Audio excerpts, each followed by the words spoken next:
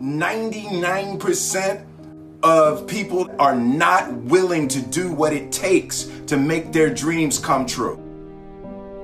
The Marines have a saying, everybody wants to go to heaven, but nobody wants to die.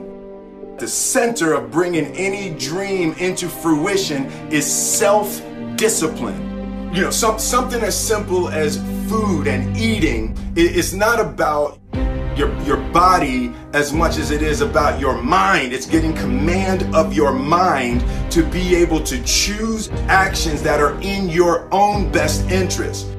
Every day we are choosing that's not in our own best interest. So if the world is attacking you and the world wants to fight you and the world's trying to hold you down, so you're gonna kick yourself in the balls? So you're gonna stop yourself from getting what you dream. And I think the word discipline has kind of gotten a bad name. We think about it in terms of punishment.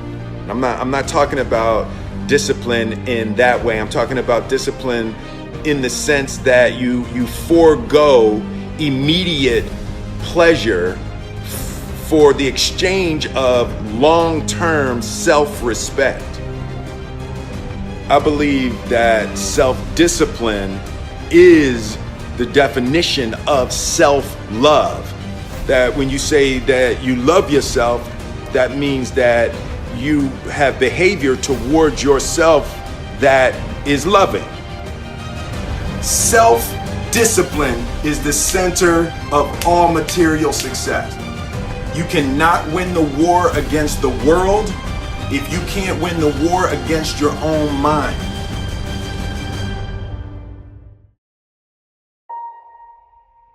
Self-love is when you say to yourself, oh, man, look, I know you and that girl got a real connection. I know y'all vibe, but that's your girl's cousin. So I love you too much to let you do that. It's like you say to yourself, hey man, look, I know you want to eat that pizza and it'll be really good, you know, but I can't let you eat that, man, because if you eat that pizza, you're going to feel like shit, you know, and I love you too much to let you eat that. Self-love is, hey, look, I know you got a test on Monday, you know, and I know you really want to go out with your friends. It's Saturday night, you want to go out, but if you fail that test, you're not going to feel good about yourself. You know, I love you too much to let you go out tonight. Self-discipline is self-love. If you want to be happy, you have to love yourself, which means you have to discipline your behavior. The road to sustained happiness is through disciplining your behavior. We tend to base our self-esteem on what other people think.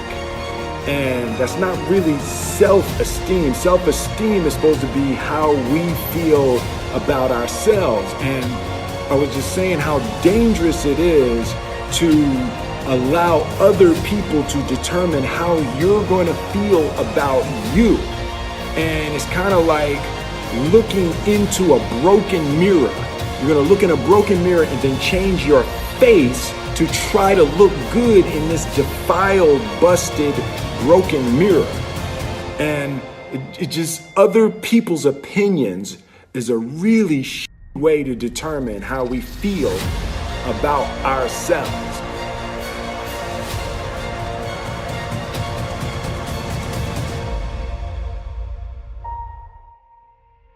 It don't matter whose fault it is that something is broken if it's your responsibility to fix it. For example, it's not somebody's fault if their father was an abusive alcoholic, but it's for damn sure their responsibility to figure out how they're going to deal with those traumas and try to make a life out of it. It's not your fault if your partner cheated and ruined your marriage, but it is for damn sure your responsibility to figure out how to take that pain and how to overcome that and build a happy life for yourself.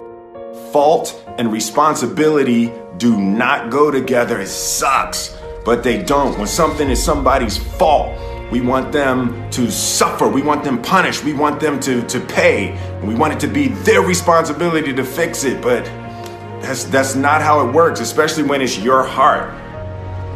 Your heart, your life, your happiness is your responsibility and your responsibility alone. As long as we're pointing the finger and stuck in whose fault something is, we're jammed and trapped into victim mode. When you're in victim mode, you are stuck in suffering. The road to power is in taking responsibility. Your heart, your life, your happiness is your responsibility and your responsibility alone. You can make a person smile, you can make a person feel good, you can make a person laugh, but whether or not a person is happy is deeply and totally and utterly out of your control. The prerequisite for spending time with any person is that they nourish and inspire you. They feed your flame. Look at your last 5 text messages.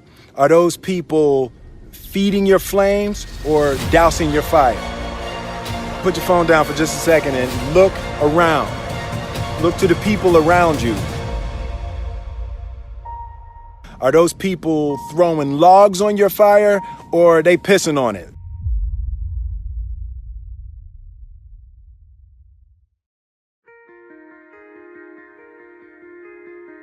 I want my life, I want my work, my family, I want it to mean something. And it's like, if you are not making someone else's life better, then you're wasting your time. The separation of talent and skill is one of the greatest misunderstood concepts for people who are trying to excel, who have dreams that want to do things. Talent you have naturally. Skill is only developed by hours and hours and hours of beating on your craft. You don't try to build a wall. You don't set out to build a wall.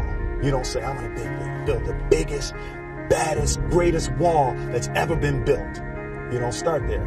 You say, I'm going to lay this brick as perfectly as a brick can be laid. There will not be one brick on the face of the earth that's going to be laid better than this brick that I'm going to lay in this next 10 minutes. And you do that every single day. And soon you have a wall. And soon you have a wall. And I think psychologically, the advantage that gives me over a lot of people that I have been in competition with in different situations is it's difficult to take the first step when you look how big the task is.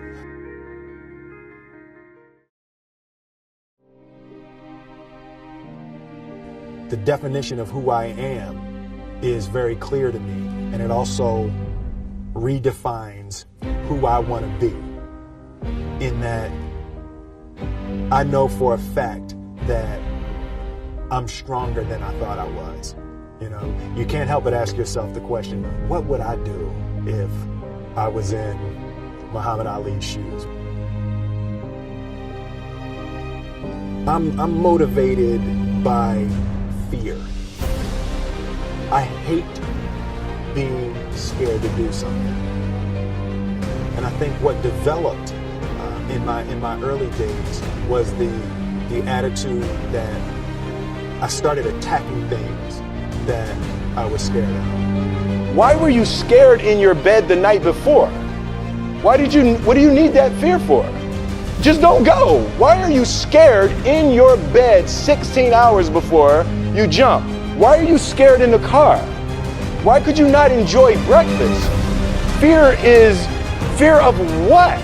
You're nowhere even near the airplane. Everything up to the stepping out, there's actually no reason to be scared. It only just ruins your day. You don't have to jump. And then in that moment, all of a sudden, where you should be terrified is the most blissful experience of your life. And God placed the best things in life on the other side of terror.